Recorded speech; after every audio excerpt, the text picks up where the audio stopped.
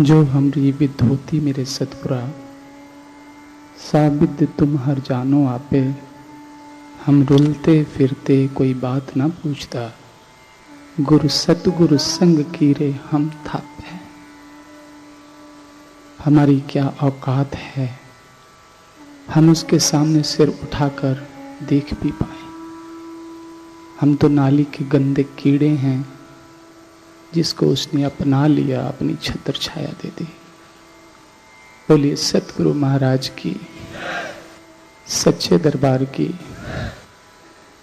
सत्संगी बंधुओं, हम बहुत भाग्यशाली हैं। शायद इसका हम किसी को भी एहसास भी नहीं होगा कि हम कितने भाग्यशाली, क्योंकि हम आशुतोष जी महाराज जी की छत्र छाया में बैठे। एक वक्त आएगा जिस वक्त ये एहसास जरूर होगा कि हम कितने भाग्यशाली हैं थे। ईश्वर के दो स्वरूप बताए हैं, एक निर्गुण एक सगुण। जो निर्गुण है ना, उसने जीवन दिया, जन्म दिया, संस्कारों की गठरी सिर पे रख दी, जाओ करो ढो, इतना काम था उसका। उसने तराजू पे तोल के सब कुछ ठीक ठीक आपको दे दिया। जो आपका था, शुभ था, अशुभ था, सब कुछ आपको दे दिया। वो प्रभु ने इस संसार में भेज दिया, ये भी उसकी बहुत बड़ी कृपा थी। लेकिन जिस वक्त उसने देखा कि इस मनुष्य ने ऐसा महान जीवन पाकर अपना कर्म भूल गया, पथ भ्रष्ट हो गया, ईश्वर को फिर दया आई। अब क्या किया जाए इसका? दोबारा मौका मिलने वाला नहीं, दोबारा ये अवसर नहीं मिले। तो भगवान को आना पड़ता है शरीर लेकर। निराकार इंसाफ का तराजू है, इंसाफ ठीक ठीक तोलता है। अच्छे की जगह अच्छा, बुरे की जगह बुरा। जो आपने बोया भेज देता है, काटो जाकर, काटो। अब बारी भी काटने की यही है, एक ही है। लेकिन प्रभु जिस वक्त देखता है कि इस व्यक्ति ये काट नहीं पाएगा, बल्कि और बोए जा रहा है, इसे कितने जन्म, हजारों जन्म, करोड़ों जन्म लेने पड़ेंगे, इसकी मुक्ति नहीं हो सकती। वो दया करके, करुणा करके इस धरती पर आता है, महापुरुष बन के, सतगुरु बन के, अवतार बन के, केवल करुणा के कारण। अगर वो हमारे इतिहास को देखे, अगर वो कहीं जज होता तो आकर केवल सजा देता हमारे कर्मों की। वो जज नहीं है, वो जज बनकर नहीं आता, वो मां और पिता बन के आता। तुम ही हो माता पिता, तुम ही हो बंधु सखा, तुम ही। और मां और पिता कभी अपनी संतान को सजा नहीं देते, केवल दया, ममता। पुत्र कितना भी नालायक हो, कितना भी नीच हो, लेकिन मां और पिता, उनके पास ममता ही है, प्रेम ही है। लेकिन सद्गुरु तो इनसे भी ऊपर है। ये तो हमने अपने शब्दों से उससे संबंध बनाए हैं। तू मां है, तू पिता है, तू बंधु है, तू सखा है। ये तो हमारी सोच ने संबंध बनाए, पर वो इनसे भी कहीं ऊपर है। केवल क्षमा करने आता है। जिसने उसको सूली पे भी टांगा ना, उसको भी क्षमा कर दिया। प्रभु इसे क्षमा कर। किसी ने जहर का प्याला भी पिलाया, उसको भी क्षमा किया। उसके पास क्षमा है, क्योंकि वो दाता है। केवल देने आया, देने। हमारा दुर्भाग्य है, हम ले भी नहीं पाते। इस सृष्टि जब से बनी है, वो आता रहा है, देने ही आता रहा है, लेकिन हम ले भी नहीं पाए। लेकिन उसने आना बंद नहीं किया, वो आ रहा है। आज भी आया, देने ही आया, कुछ लेने नहीं आया। भगवान कृष्ण देने ही आए थे। अर्जुन को समझा रहे कि तू कर, तू कर्म कर, तू युद्ध कर, तू धर्म के आधार पर खड़ा हो। देने ही आए थे। वो जीत कृष्ण की थी जो अर्जुन के मस्तिष्क पे सेहरा बनाकर बांधी उसने, वो देने ही आए थे, हम ले नहीं पाते। वो जानता है कि हमारे कर्मों की गठड़ी कितनी भारी है, वो जानता है कि हमारे जीवन का इतिहास क्या है, हमारे अनेक जन्मों की किताबें ग्रंथ भरे पड़े अंदर, जिसको हम जीवन में पढ़ ही नहीं सकते, क्योंकि हमारा ध्यान ही नहीं वहां होता। हमारा ध्यान वहां तक जाता ही नहीं कि हम अपनी जिंदगी की कहानी को कभी पढ़ पाए। वो संसार एक दलदल है, उस दलदल में उतर जाता है उसकी चमक दमक खिले हुए फूलों को तोड़ने के लिए, लेकिन वो धीरे धीरे धंसता चला जा रहा है, उसको मालूम नहीं, क्योंकि विषय और विकारों का इतना आकर्षण है। और प्रभु इस बार अगर धंस गया तो फिर मौका बहुत मुश्किल है। वो संसार की दलदल क्या है? आज हर इंसान एक दलदल में तो है। सुबह से शाम बाहर देखो, बंधन ही बंधन है, दुख ही दुख है, भागते ही रहती हो, कहीं भी शांति नहीं है। और कहीं अंदर चले जाओ, अंदर भी इतने कर्म, इतने दोष, इतने गुनाह, इतने पाप, इसलिए मनुष्य अंदर देखने की कोशिश ही नहीं करता। इस इंसान जो बिल्कुल पशु बना हुआ है, जिसके अंदर पशुता इतनी भरी है, इतनी पाश्विकता भरी है, भगवान शुक्र है प्रभु ने सबके पर्दा डाला हुआ है। अगर सबकी कमियां बाहर निकल आए ना, तो इंसान को देख नहीं पाएगा। पशु भी इंसान के नजदीक नहीं आ पाएंगे कि ये इतना नीच है, इतना गुनाहगार है, क्योंकि इसने जीवन भर गुनाह करके छिपाए, केवल दबाए, और दबते दबते उसमें भयंकर सड़ांध पैदा होती है, जो हमारे व्यवहार और कर्म में झलकती है। प्रभु दया करके पकड़ता है कि वो एक बंद पिंजरे के अंदर एक तोते को निकालना चाहता है कि तू इस बंदर से निकल और खुले आकाश में घूम, लेकिन वो तोता उसी का हाथ काटने आता है, क्योंकि उस तोते को पिंजरे से इतना मोह हो गया, वो अपने उड़ने की शक्ति भूल गया। वो उसको बाहर निकालता है, वो तोता घूम के फिर उसमें घुस जाता है पिंजरे में, क्योंकि उसको पिंजरे से इतना मोह हो गया। फिर महापुरुष पीछा नहीं छोड़ते, क्योंकि वो दया करने आए हैं, निकालने आए हैं, फिर वो पिंजरा ही तोड़ देते। महापुरुष जब आते हैं यही काम करते हैं, वो हमें उस एक अपने से जोड़ते हैं, उससे जोड़, वो जो कुछ भी करते हैं हमारे कल्याण के लिए, हर रचना उनकी शिष्य के कल्याण के लिए, कि इसका भला हो, इसका कल्याण हो। लेकिन शिष्य शिष्यत्व की परिभाषा को ही नहीं समझ पाता। शिष्य जिसने सीखना है, अपने जीवन के अंतिम श्वास तक सीखना है। शिष्य कभी शिक्षक बन जाए तो भयंकर गलती हो जाएगी। और मनुष्य के मन में एक ही स्वभाव बना है कि मुझे समझाना है, मुझे बताना है। शिष्य रहे तो काफी है। पहले तो वो शिष्य उस अध्यात्म की विद्या में, उस अध्यात्म के स्कूल में दाखिल होता है। ये अध्यात्म का स्कूल गुरु घर है। अब शिष्यत्व का जो मार्ग है, मंजिल बहुत दूर है और समय भी बहुत कम है, और शिष्य जो है अचेत है, बेफिक्र है। क्या हमारा हाल नहीं है ये? हम कितने बेफिक्र हैं। हमें अपने मंजिल के प्रति कितना गंभीर होना है। इसलिए वो शिष्य को सेवक के स्वरूप में बदलता है। हर शिष्य को वो सेवा में लगाता है।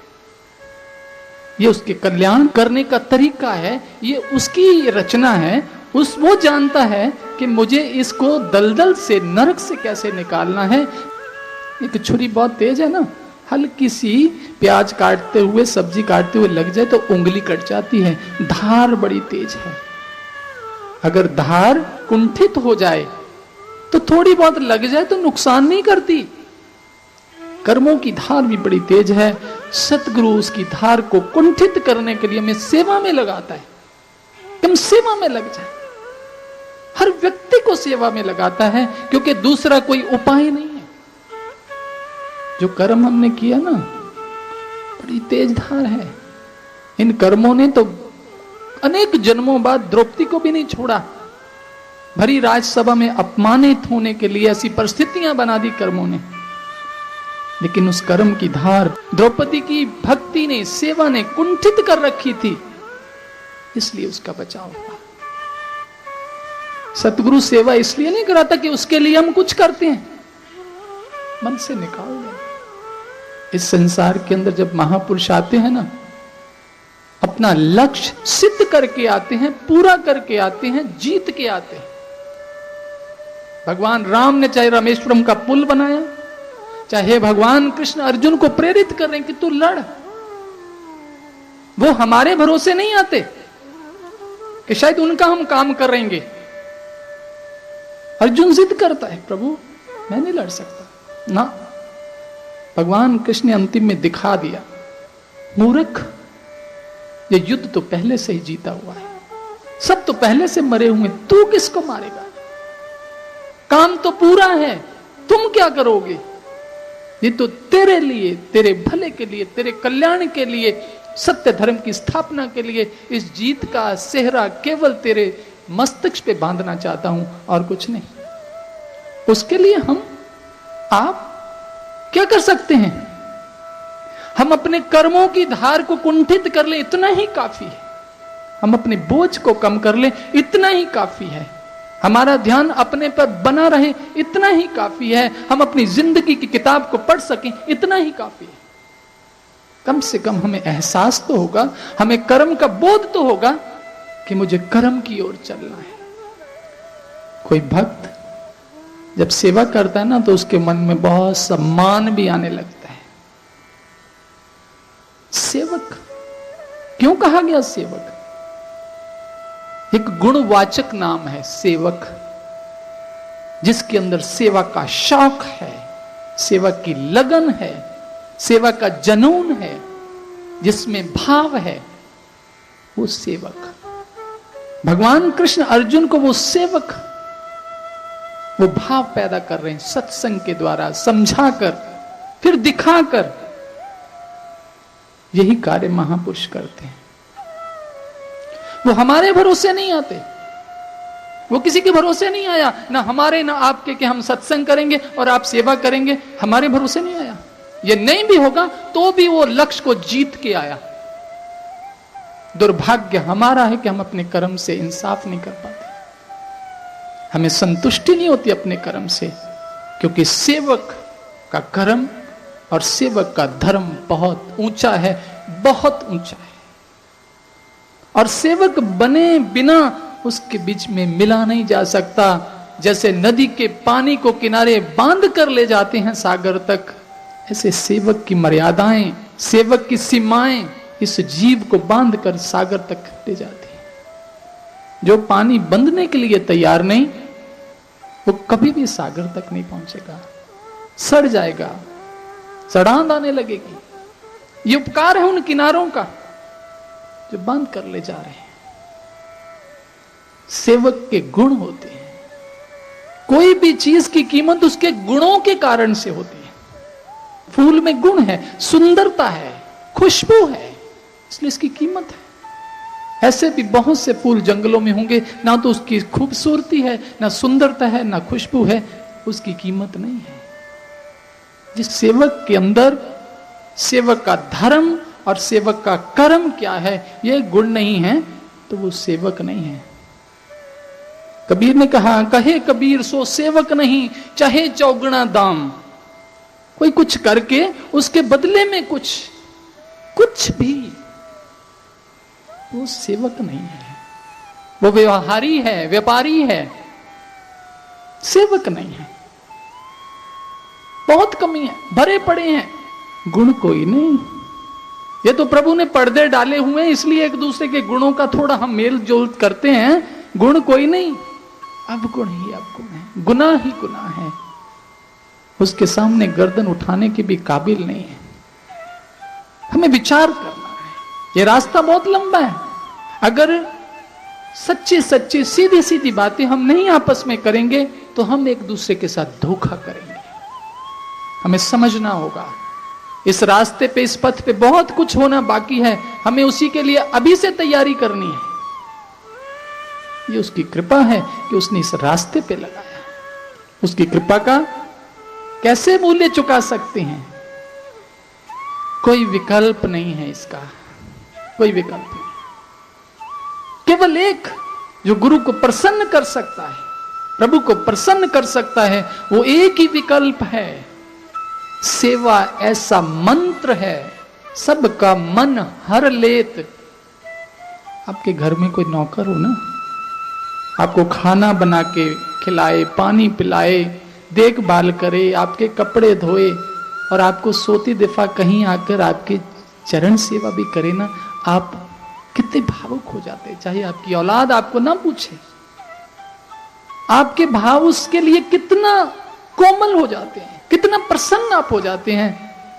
और जिस वक्त वो जाता है ना अपने घर को, आप भावुक होकर उसके विदा करते हैं, उसकी तनख्वाह भी देते हैं, उसको इनाम भी देते हैं, उसको बहुत सारी चीजें देते हैं। किस चीज से प्रसन्न हुए?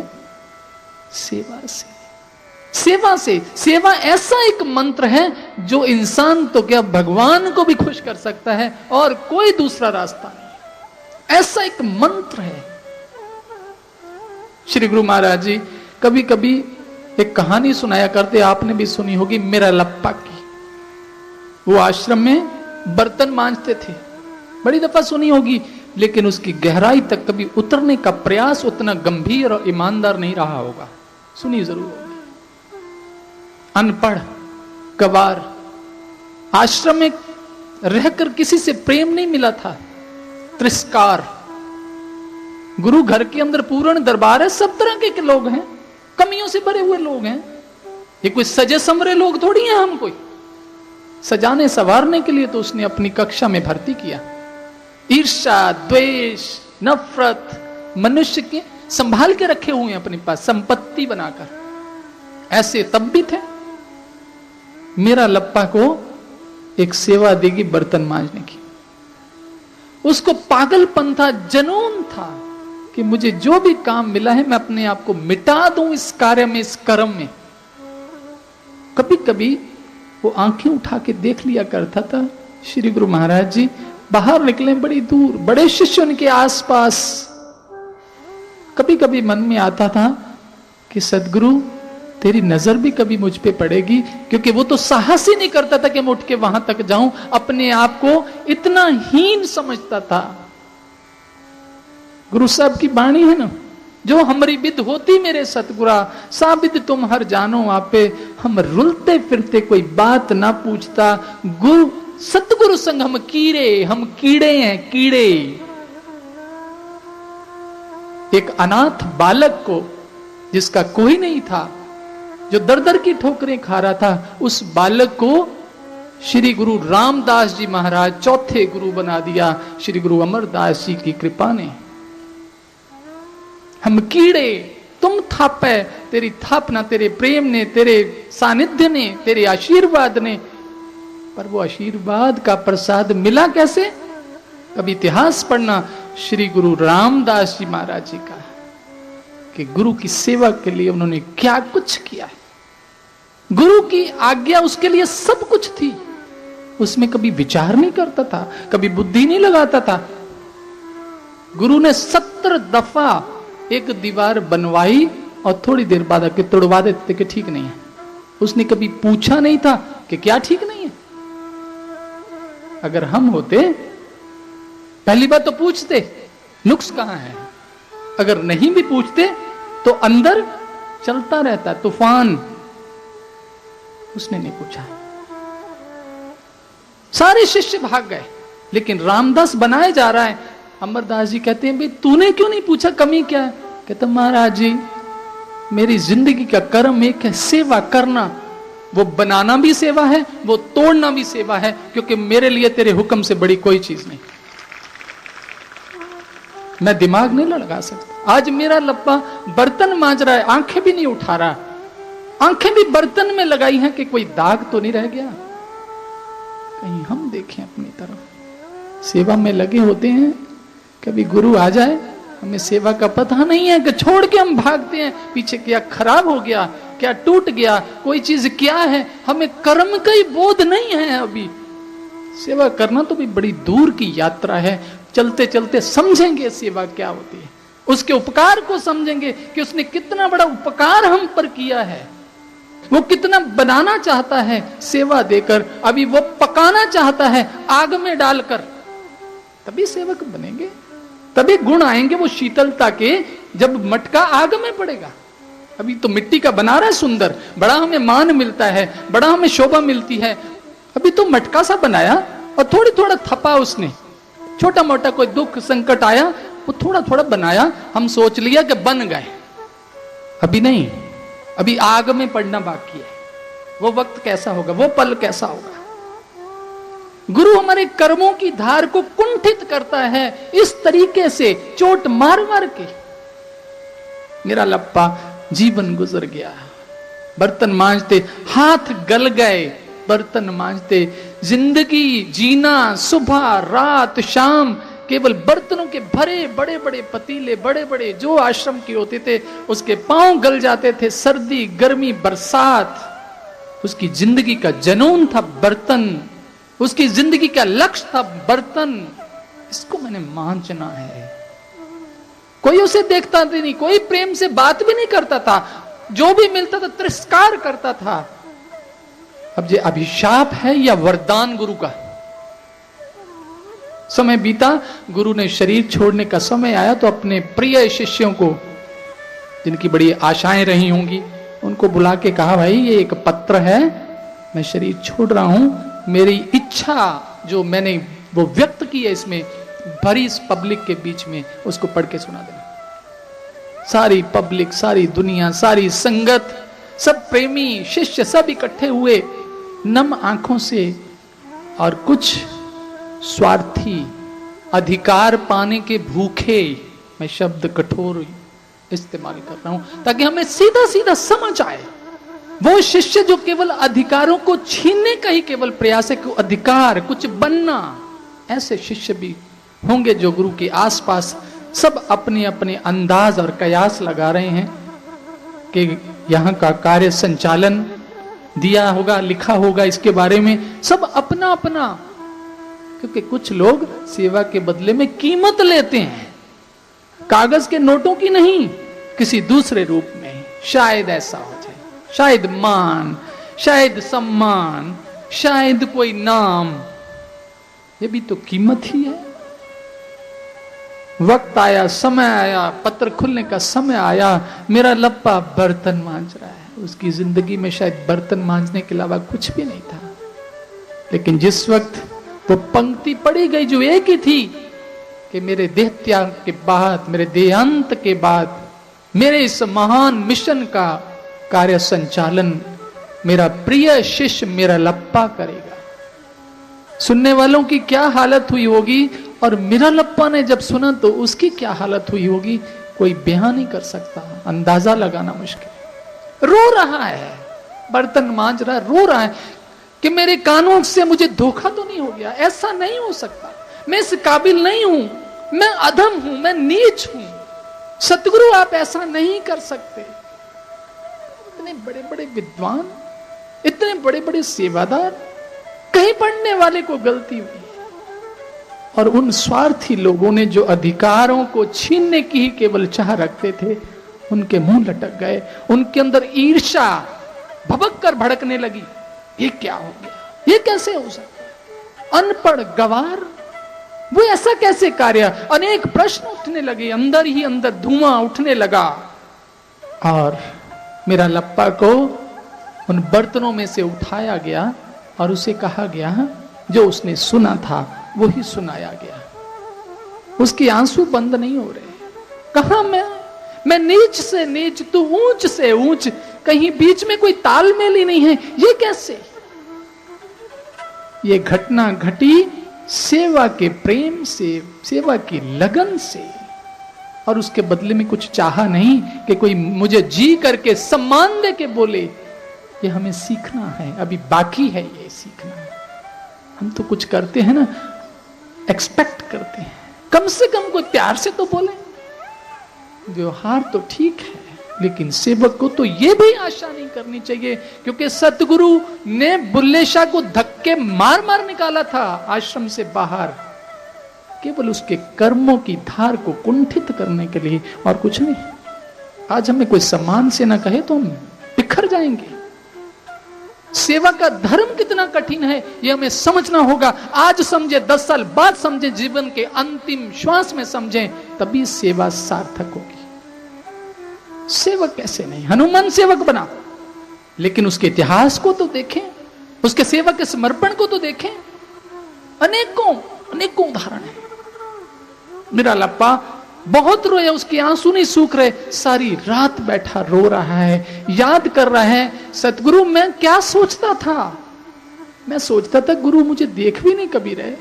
मैं सोचता था कि मुझे कभी मौका नहीं मिलेगा कि गुरु को मैं पास से देख लूं, दर्शन कर लूं।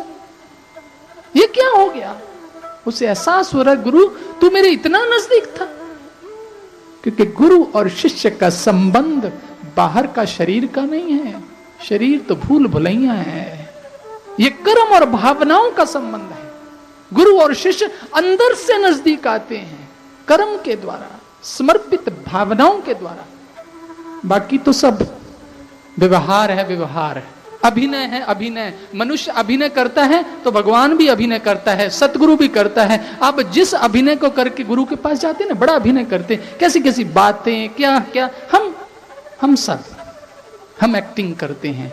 वो देखता है कि जो ये वास्तविक चीज है, वास्तविक रूप है, उसको छुपा रहा है, तो वो भी अभिनय करने लगता, वो भी हमारी हाँ में हाँ मिलाने लगता है। लेकिन सतगुरु की दृष्टि होती है ना, एक्सरेज होती हैं, एक्सरे स्कैनिंग करते हैं। एक्सरे कभी देखा? हड्डियां, कंकराल नजर आते हैं एक्सरे। मनुष्य कितना सुंदर है, कितना खूबसूरत है, कभी उसका एक्सरे देख लो, घिन आ जाएगी। और सतगुरु की दृष्टि एक्सरे है, स्कैनिंग करती है। वो आंखों से स्कैनिंग कर लेता है कि ये मेरे सामने क्या मुझे इंसान समझ रहा है, और वो स्कैनिंग करता रहता है और हंसता है, हमारी हाँ में मिलाता है। इसीलिए कहा ना, जाकी रही भावना जैसी, प्रभु मूरत दिन देखी तैसी। जिन भावनाओं को लेकर आप उसके सामने जाते हो वैसा ही। लेकिन वो सेवक बनाना चाहता है, सेवक। वो अपने कोई पांव नहीं दबाता, आपके भले के लिए परमार्थ और पुरुषार्थ की एक लाइन खींचना चाहता है, एक किनारे बनाना चाहता है कि जिसके अंदर बहते हुए हम चले जाओगे, सागर के पास, और मिल जाओगे, गिर जाओगे, रुक जाओगे, ठहर जाओगे, और सागर बन जाओगे, और अपनी मलिन गंदगी खो दोगे, सागर बन जाओगे। निरालप्पा रो रहा है, और सुबह होने वाली सुबह में उसको श्री गुरु महाराज जी का कार्यभार संभाल के संगत को कुछ संदेश देना था। वो अनपढ़ जो किसी से बात भी नहीं कभी की थी, वो क्या देगा? उसके सामने श्री गुरु महाराज जी प्रकट हो गए, सिर पे हाथ रखा, पुत्र रो नहीं। तू सोचता था ना कि तू मुझसे बहुत दूर, तू मेरे पास कभी नहीं, मैं तो तेरे बहुत पास था। क्योंकि तेरे कर्म में जो समर्पण था, जो तेरे कर्म की गहराई तक डूब गया था, तूने कभी आंख उठा के भी नहीं, कभी सोचा भी नहीं, कभी कल्पना भी नहीं की थी कि मैं भी कभी जाऊंगा गुरु के। इसलिए मैं तेरे ही पास था, मैं हजारों आंखों से तुझे देखता था, तेरे कर्म को देखता था। इसलिए तू ही इस योग्य था, तेरा ही निष्काम कर्म था, जिसमें कोई कामना नहीं थी, मिटने की भावना थी। मनुष्य के कर्म के पीछे कहीं भी सकाम भाव है, चाहे उससे नाम का हो, इज्जत का हो, सम्मान का हो, पद का हो, प्रतिष्ठा का हो, तो समझ लेना वो कर्म, वो बीज कभी फटेगा नहीं। उसका खोल इतना सख्त है और वो कभी गुलजार नहीं बन पाएगा। प्रेम से समझाया और कहते कि नहीं, तू चिंता नहीं कर। महाराज बड़े बड़े विद्वान, मैं उनके सामने कैसे बोलूंगा, मैं क्या? नहीं, तूने केवल खड़े होना है, बाकी सब कुछ मुझे करना है। जिस वक्त निरालप्पा भीगी हुई आंखों से खड़ा हुआ, तो सब मजाक के तौर पर ऐसे अनेकों लोग थे, देख रहे थे, अब ये होगा, अब पता लगेगा। लेकिन पता क्या लगेगा, गुरु प्रकट हो गया उसकी देह में, उसके रोम रोम में। वो बोला, कैसी प्रेरणा छिपी है इस कहानी में हमारे लिए। हम कहीं नहीं ठहरते, बहुत दोष है, बहुत कमियां हैं। कौन सा दोष है जो हमारे अंदर नहीं है? हम शिष्य हैं, जिंदगी के अंतिम श्वास तक सीखना है, सीखना। हमारा प्रयास सिखाने तक क्यों जाता है? और वो सबको सिखाने आया। वो गुण, वो खुशबू भरना चाहता है उस फूल में, जिसकी खुशबू के कारण उसकी कीमत दुगनी हो जाती है। ये खुशबू है गुणों की।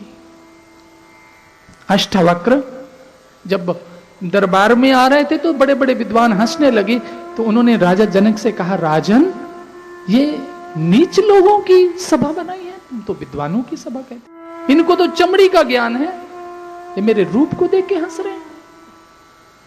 अष्टावक्र गुरु थे राजा जनक के गुणों के कारण। गुण, शबरी को भगवान कहते हैं कि हे सुंदर स्त्री, गुण थे सुंदर, गुण है श्रृंगार। आप सजते हो ना नहाने धोने के बाद, शीशे के सामने खड़े होकर सजते हो, कहीं बुरा ना लगूं, अच्छा लगूं, अच्छा दिखूं। लेकिन अगर उसी सूरत के साथ गुरु के सामने आ गए तो भेद खुल जाएगा, क्योंकि वो आपकी सूरत को नहीं देखता, सीरत को देखता, सीरत को। श्रृंगार हम बाहर से करते हैं सुंदर दिखने के लिए, लेकिन सतगुरु गुणों का श्रृंगार पसंद करता है, खुश होता है। अपने भक्त को, अपने शिष्य को, जैसे एक बाप खुश होता है अपने पुत्र की उपलब्धियों से, ऐसे सतगुरु भी बाप है, पिता है। वो खुश होता है जिस वक्त हमारे अंदर वो गुण, जो गुण हमें सेवा करने से मिलेंगे, क्योंकि उसने अवसर दिया, मौका दिया। क्रिकेट की एक ग्राउंड होती है, खेलते हैं, खेलते हैं किस लिए? जीतने के लिए, और जी जान लगा के खेलते हैं, भागते हैं, दौड़ते हैं, गिर जाएं, टूट जाएं, कोई चिंता नहीं, केवल उस बॉल को पकड़ना है, आउट ना हो जाए, बाउंड्री के बाहर ना चली जाए। उस सतगुरु ने भी हमें खेलने का मौका दिया, एक अवसर दिया। हिंदुस्तान में हजारों लोग क्रिकेट खेलते हैं, लेकिन इंटरनेशनल टीम में सबको मौका मिलता है? कुछ चंद लोग होते हैं, पूरे हिंदुस्तान से चंद लोग होते हैं, उनको देश का प्रतिनिधित्व करने का मौका मिलता है। और जब वो खेलते हैं ना पाकिस्तान के साथ, देखो जान लगी होती है, मिटने की भावना, जंग होती है, वो केवल जीतना है। सतगुरु ने हमें वही फाइनल खेलने का मौका दिया है। लीग मैच नहीं है ये फाइनल मैच है। 84 लाख योनियों के बाद ये मौका मिला है खेलने का, सेवा का, और हम खुशकिस्मत हैं। मैंने आपको शुरू में कहा खुशकिस्मत हैं, क्योंकि हमें मौका मिला है इस टीम में खेलने का। ये मैच वो देख रहा है, मल्टी कैमरा से देख रहा है कि कौन कितनी लगन से खेल रहा है, कौन जीतने के लिए खेल रहा है, कौन अपने नाम के लिए खेल रहा है, कौन व्यक्तिगत उपलब्धि के लिए खेल रहा है, और कौन देश की जीत के लिए खेल रहा है, लक्ष्य के लिए खेल रहा है। वो देख रहा है। निस्संदेह जीतना तो एक नहीं है, लेकिन जो सत्य के साथ खेलता है, जो ईमानदारी से खेलता है, जो कर्म को समर्पित होकर खेलता है, सत्यमय जायते, निश्चित जीतेगा, निश्चित। लेकिन जो लगन से नहीं खेलेगा वो हारेगा। इसलिए सेवक बनना है, और सेवक का धर्म, सेवा ऐसा मंत्र है, सबका मन हर लेत, परमेश्वर भी सेवते मुंह मांगा फल देत। उससे मांगने की जरूरत नहीं पड़ती, वो अंदर की भाषा को, हृदय की भाषा को, भावनाओं की भाषा को जानता है।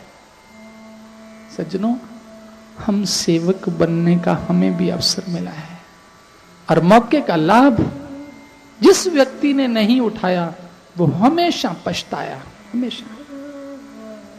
बाप चाहता है कि मेरा पुत्र मुझसे भी बढ़िया बने, जो कोई कमी ना रहने दूं मैं। कबीर ने एक बड़ी सुंदर बात कही कि गुरु और पारस में बड़ो अंतरो जान। गुरु को पारस के साथ उसने कंपेयर किया है, कहता बहुत अंतर है, बहुत।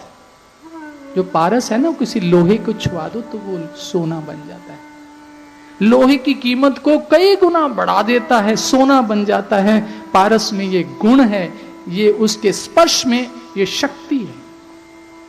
पारस लोहा कंचन करे, गुरु कर ले आप समान। गुरु ने मेरा लप्पा को बिठा दिया ना वहां, यहां तक वो सोच से बैठा है। कितना बड़ा हमारा दुर्भाग्य है। शायद हमें कर्म के प्रति इतनी जागरूकता नहीं है। महाराज जी कभी शब्दों में कहते, उठो जागो कुछ कर दिखाओ। अब वाहन नहीं है, ये हमें चोट नहीं मारता वो शब्दों की। कर्म को समझो, पाने के लिए नहीं, मिटने के लिए। जितना मिटोगे उससे कई गुना वो बनाता रहेगा। बस यही एक चैनल चलता है। हनुमान जी अपने गुरु के चरणों में बैठे हैं, सिर झुकाए, केवल आज्ञा का इंतजार है। पूजनीय हो गए। प्रभु के उस मूर्ति के बराबर में हनुमान जी की भी मूर्ति है, साहिब के साथ सेवक की भी मूर्ति है। तभी तो किसी ने बहुत सुंदर लिखा, साहिब ते सेवक बड़ो। जैसे सहजों ने कह दिया, चरण दास पर तन मन वारूं। चरण दास उसके गुरु थे, वो उस गहराई तक उतर गई थी, तो उसके अंदर से शब्द निकले, चरण दास पर तन मन वारूं, गुरु न तजूं हरि को तज डारूं। कैसी गहराई होगी गुरु के प्रति उसकी। हनुमान जी भी आज पूजनीय है, तो उसके संबंध में लिखा है, साहिब ते सेवक बड़ो। सेवक बड़ा हो गया। सेवक कभी बड़ा तो नहीं हो सकता, ये तो किसी की भावनाएं हो सकती हैं, ये किसी की प्रसन्नता हो सकती है। जिस भी महापुरुष ने लिखा, कहता साहिब ते सेवक बड़ो।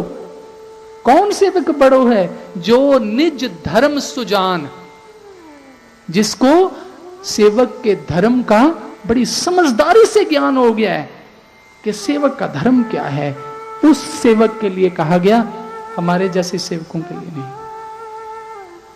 प्रेरणा है। एक हमारे मुंह पे एक तमाचा है, शब्द बड़ी गहरी चोट मारते हैं।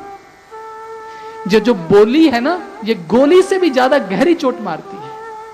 जो निज धर्म सुजान, जिस सेवक को अपने धर्म का, कर्म का पता, वो साहिब से भी बड़ा है। क्यों? उत्तर भी लाइन में दिया, दूसरी में, राम बांध उतरे उदद लांग गए हनुमान। भगवान राम को तो लंका में जाने के लिए पुल बनाने की जरूरत पड़ी थी। बहुत मेहनत से पुल बनवाया था, क्योंकि प्रभु ने जाना था, लेकिन उसके भक्त को पुल बनाने की जरूरत नहीं पड़ी थी। बाई एयर चला गया था, सीधा लंका में उतरा, उड़ के चला गया। यह शक्ति किसकी थी? गुरु की। गुरु मान देता है, प्यार है, वो करुणा के कारण आया है, वो कुछ लेने नहीं आया, देने आया है। किस रूप में देता है, कब देता है, कितना देता है, कहां देता है, ये वो जानता है। आपकी समझदारी से, आपके मांगने से नहीं आपको देगा। उसको मालूम है कि किस वक्त इसकी जरूरत है। से पिता रिकरिंग डिपॉजिट करता है, मेरा पुत्र जो है ना, इतना पढ़ाई करेगा, उसके बाद में कुछ करना भी है, इसकी शादी भी करनी, इसका घर भी बनाना। उसने कितना कुछ सोचा हुआ है, लेकिन वो पूरा तो तभी होगा ना जब पुत्र धर्म का पालन करता रहेगा। पिता की समस्त जागीर का वही तो मालिक है, और कौन है? लेकिन जो बेईमानी करेगा, उसका हश्र सलाखों के पीछे सड़ेगा। 84 लाख योनियों में यातनाओं को सहना पड़ेगा। वो उससे ज्यादा चिंतित है कि मैं कैसे बचाऊं। उसके लिए वो कर्म देता है कि तू ये कर। जब कभी भी महाराज जी के अपने प्रवचन सुने होंगे, एक ही चीज सुनी होगी, करो, सेवा करो। हम सोचते हैं हम सेवा करेंगे। क्या सेवा करेंगे? हम क्या कर सकते हैं?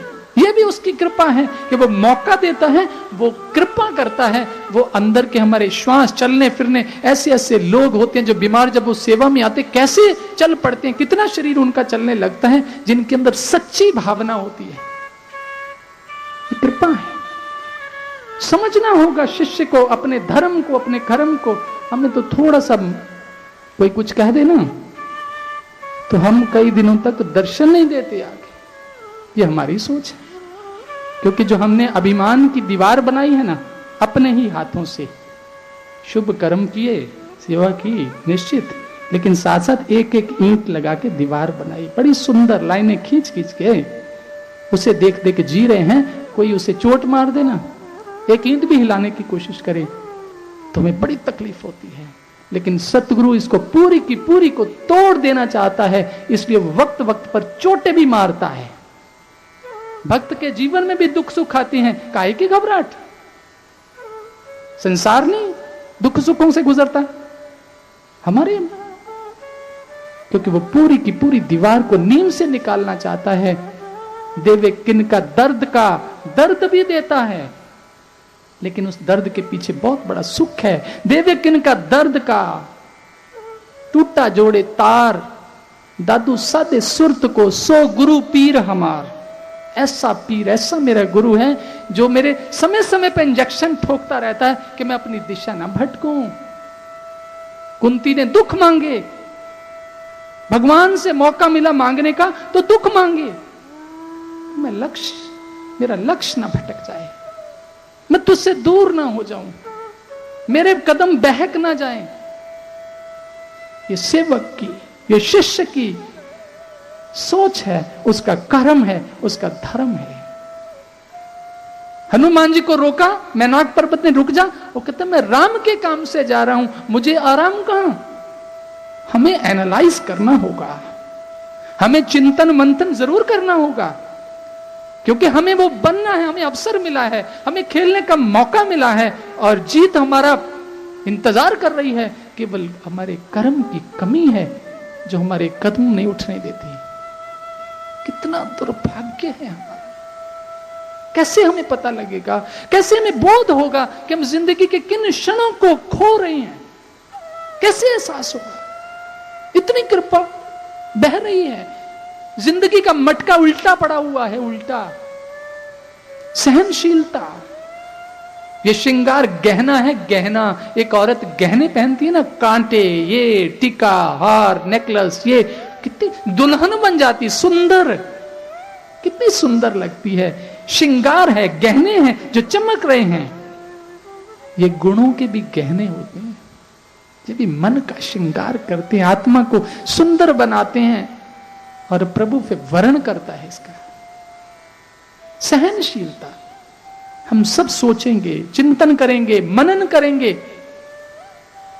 भगवान शिव ने विष पिया, शिष्य को भी विष पीना होगा, क्योंकि हम सेवादार बनना चाहते हैं।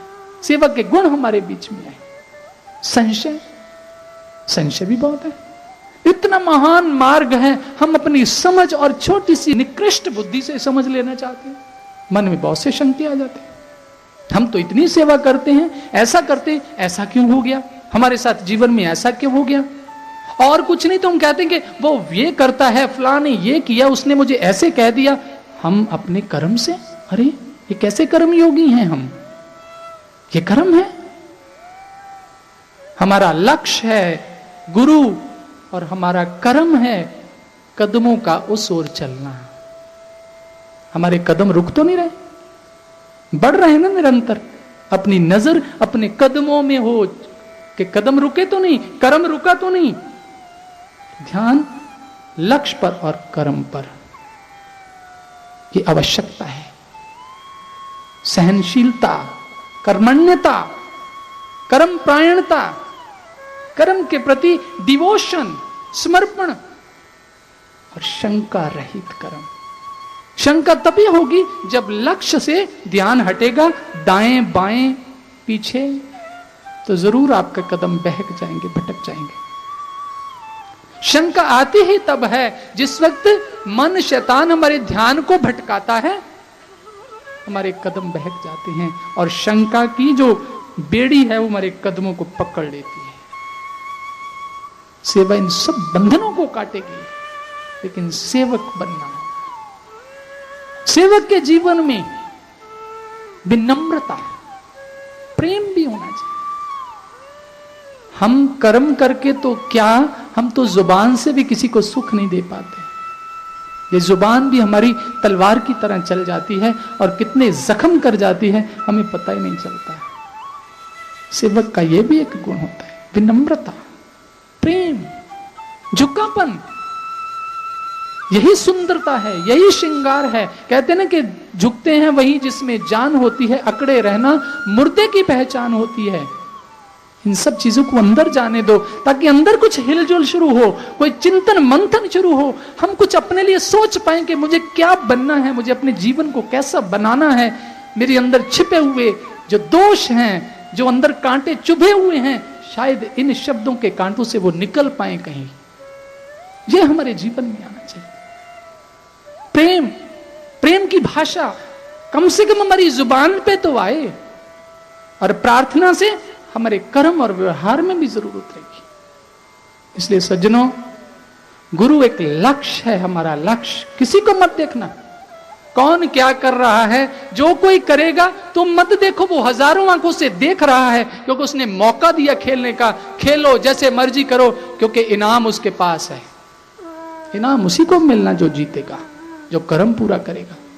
आप केवल गुरु को देखो, किसी को न देखो, केवल गुरु को देखो और अपने आप को देखो।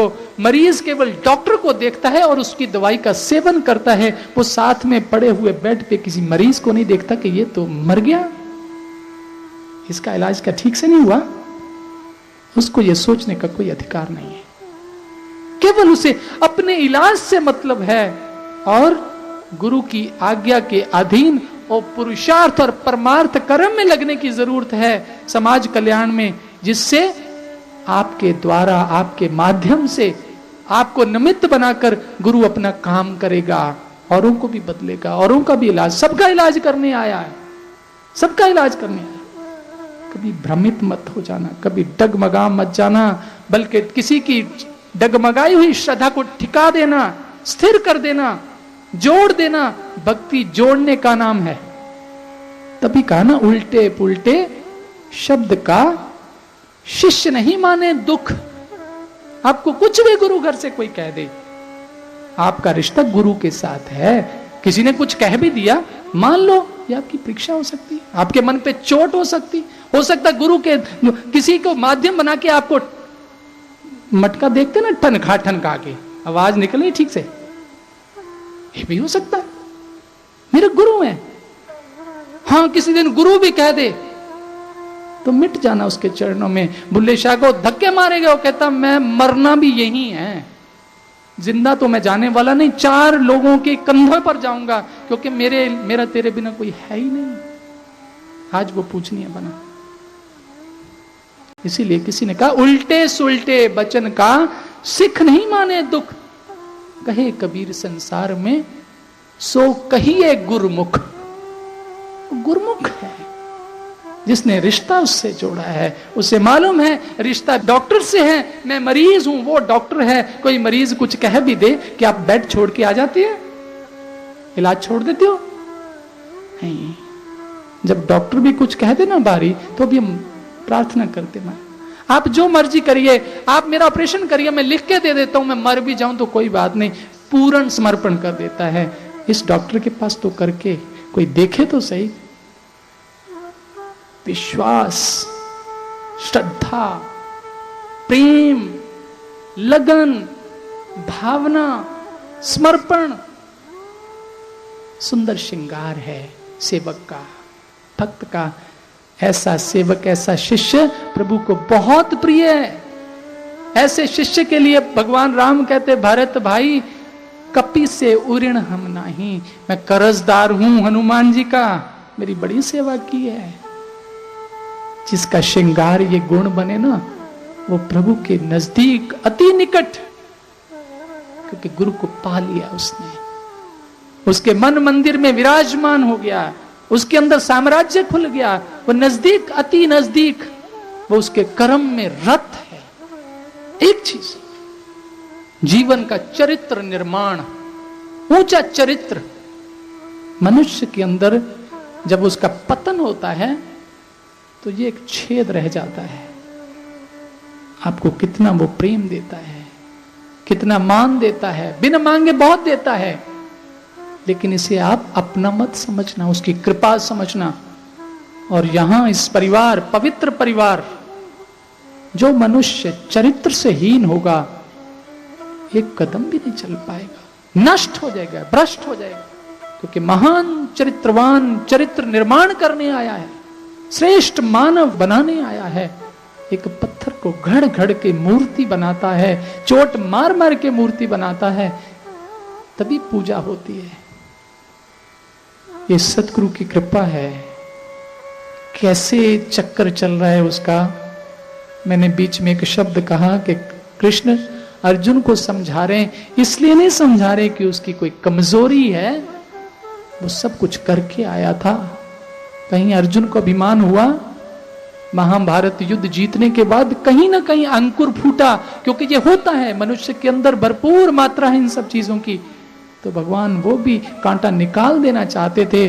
भगवान ने समझ लिया कि इसके अंदर कांटा एक छोटा सा चुभ रहा है, नासूर बन जाएगा, इसको निकालना जरूरी है। बर्बरीक की गर्दन टांगी हुई थी। भगवान कहते हैं वो गर्दन उतार के लाओ। वो गर्दन बर्बरीक घटोत्कच के पुत्र की थी, जो कहता था कि जो हारेगा मैं उसकी तरफ से लड़ूंगा। और भगवान ने देख लिया कि ये बहुत जबरदस्त निशानेबाज है, इसका तीर लक्ष्य भेदता ही है। इसलिए भगवान ने अब धर्म की स्थापना के लिए जो अधर्म के पक्ष में लड़ेगा या उधर्म के लिए कुछ करेगा तो उसकी गर्दन काट के टांग दी। उस गर्दन ने कहा कि महाराज आपके हाथों मेरा जीवन सफल हो गया, पर मेरी अंतिम इच्छा है, मैं महाभारत देखना चाहता हूं। भगवान ने उसकी गर्दन ऊंची जगह टांग दी जहां से वो सब देख रहा था। पूरा महाभारत देखा उसने। गर्दन मंगवाई और भगवान बर्बरीक को कहते, तूने युद्ध देखा सारा? जी महाराज, मैंने सारा युद्ध देखा। क्या देखा? महाराज केवल एक चक्र घूम रहा था, चारों तरफ वो चक्र घूम रहा था और मुझे कुछ नहीं दिखा, केवल मुझे चक्र ही दिख रहा कि चारों तरफ चक्र ही घूमता है। भगवान कृष्ण हल्के से मुस्कुराए, अपने दोनों सुंदर नयन अर्जुन की तरफ मोड़े। अर्जुन को एहसास हो गया अपने गुनाह का, गलती का। ये गुनाह हम भी करते हैं, कर वो ही रहा है, चक्कर उसी का चल रहा है। आने वाले समय में देखेंगे मालिक की क्या खेल, क्या लीला होती है। लेकिन कहीं पीछे मत रह जाना, कहीं कदम रोक मत देना, कहीं बैठ मत जाना। टूट जाए पांव लेकिन रुके ना। मिट गए तो गुलजार होंगे, बने रहे तो पाषाण होंगे। सज्जनों, बहुत सारी बातें हैं और समय इजाजत नहीं देता, लेकिन इतना जरूर कहूंगा, जो कृपा की है ना उसने लूट लेना, बस इतना ही कहूंगा। इसलिए प्रेमियों, इस भक्ति की जो कमाई है वो सेवा ही है। आप सेवा में डट जाएं, लग जाएं, एक स्तंभ की तरह, हिमालय की तरह खड़े हो जाएं अपनी सेवा में, अपने कर्म में, और कुछ कर दें। सच में ये फाइनल मैच है, खेल लो, भाग लो, दौड़ लो, कम लगा दो चौके छक्के, कोई कमी ना रहे, क्योंकि ये मौका फिर फाइनल मैच नहीं मिलेगा। चलें और श्री गुरु महाराज जी से हमेशा प्रार्थना करते रहें, प्रभु मेरे पथ कभी रुके ना, टूट जाएं लेकिन मंजिल से पहले रुके ना, ये मुझे शक्ति देना, मैं कर्म योगी बनूं। ऐसी प्रार्थना हमेशा करते रहें। बोलो सतगुरु महाराज की सच्चे दरबार की।